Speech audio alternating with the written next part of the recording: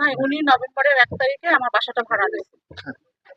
নভেম্বরের 1 তারিখে 1 মাসের অ্যাডভান্স আমাকে করেছে, আর ডিসেম্বরে ওনাকে আমি বাসা ছাড়ার নোটিশ দিয়েছি। তো উনি যখন বাসাটা ভাড়া নেয় তখন আমার কাছে বলেছে যে আমি এনজিওতে চাকরি করি। ওনারা হাজবেন্ড ওয়াইফ, সাথে একটা ছেলেও ছিল, সবসময় আসা যাওয়া ওনার সাথেই থাকতো। আমরা তো মনে করেছি হাজবেন্ড ওয়াইফ, এখন তো শুনতেছি নাকি হাজবেন্ড ওয়াইফ না। যাই হোক, এখন ওনাকে বাসা ছাড়া নোটিশ দিয়েছি। আজকে সকালবেলা আমার হাজবেন্ড আমাকে ফোন দিয়ে বলছে এরকম বাসায় নাকি পুলিশ আসছে, যে দেখ। এসে দেখি যে ওর ঘরের ভিতরে ব্লাড, তো তাকে নাকি গুলি করছে, মদের বোতল টতল ঘরের ভিতরে। এই এই অবস্থা। আপনি কি মানে এই কে ভাড়া নিয়েছে? তন্নি নামে একটা মেয়ে, তন্নি নামে একটা মেয়ে বাসা ভাড়া দিচ্ছে, আর এনজিওর কথা বলে দিচ্ছে। আর কাজের জন্য রড সিমেন্ট বালি পাহারা দেওয়ার জন্য আমার হাজবেন্ডকে অনেক রাত পর্যন্ত এখানে থাকতে হয়েছে।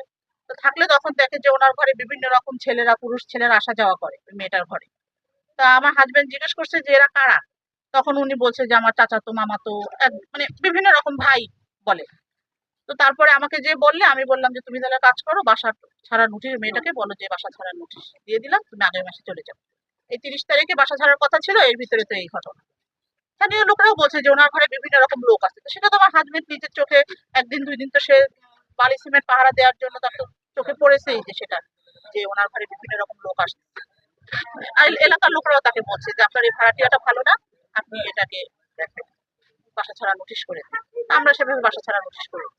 আসলে আমরা তো এখানে থাকি না, আর আমরা কিছু জানতাম না যে উনি ওনার কার্যকলাপ এই ধরনের, এগুলো আসলে আমরা জানতাম না।